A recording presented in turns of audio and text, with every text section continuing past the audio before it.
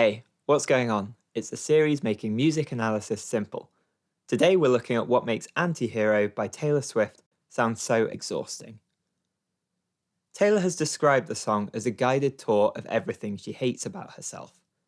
Its self-effacing chorus ends with a line about how tiring it must be to cheer her on. This focus on exhaustion is reflected in many aspects of the track, from melody to performance. Along with each other song on Midnights, Anti-Hero is intended to tell a story of a sleepless night.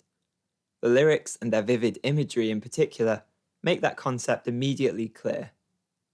The first verse includes lines about insomnia and how restlessness can mess with your body clock. The wordplay of graveyards and ghosting recalls the bleary-eyed phantasms of a sleep-starved mind. Even drifting off does nothing to abate them, as Taylor's anxieties still plague her unconscious self. And as we're told in each pre-chorus, even this troubled sleep is soon interrupted. The rhythm of the vocal part in this section is also significant. It's a steady stream of eighth notes. This could have felt overly persistent, even aggressive, if it weren't for the song's relaxed tempo. Along with the slowly falling melody, the effect is like gradually nodding off, heavy eyelids drooping. The soft sing-song backing vocals break this pattern, but they complement the dreamy atmosphere. Taylor's voice is cushioned by reverb. This is used throughout, but it's especially prominent here. If every section took exactly the same approach, it could feel monotonous, but this isn't the case. The verse's melodic contour follows an elegant curve, moving from peak to valley to peak. At the high points, Taylor switches to falsetto, the contrast in tone and register both adding interest. In one instance, this shift lands in the middle of depression, a word more often linked to feeling low.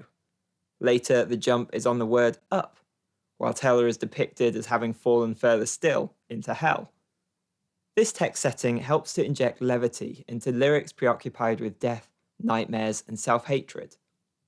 That sense of irony also exists in the use of a major key chord progression within a downbeat song. As we saw in the Apocopop review of Anti-Hero, those chords repeat for the entire runtime. The chorus combines elements of the melodic approaches taken in the previous sections. It begins with short, snappy exclamations, which give the track its main hook and most quotable line.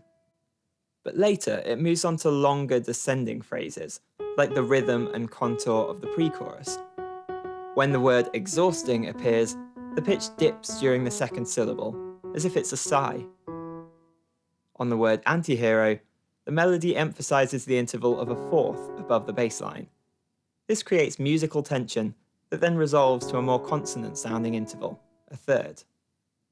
The song's most dramatic expression of exhaustion comes in the section before the final chorus. The main hook is isolated and reiterated, Taylor's self-flagellation caught in a destructive loop.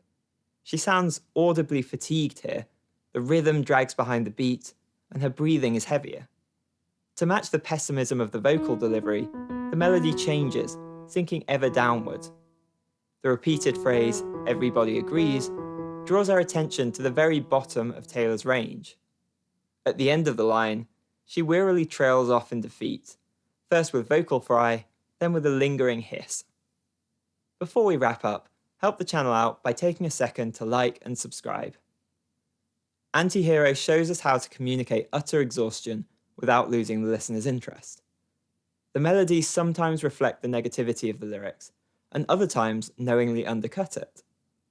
And that climactic, disintegrating vocal delivery is one of Taylor's most striking performances yet. While the song itself may obsess over lost sleep, fans are unlikely to tire of it anytime soon. Look out for the Apocopop song review of Anti-Hero, and let us all know what song you'd like to see analysed next. Or try the analysis of Pink Venom by Blackpink to see its interesting use of contrast.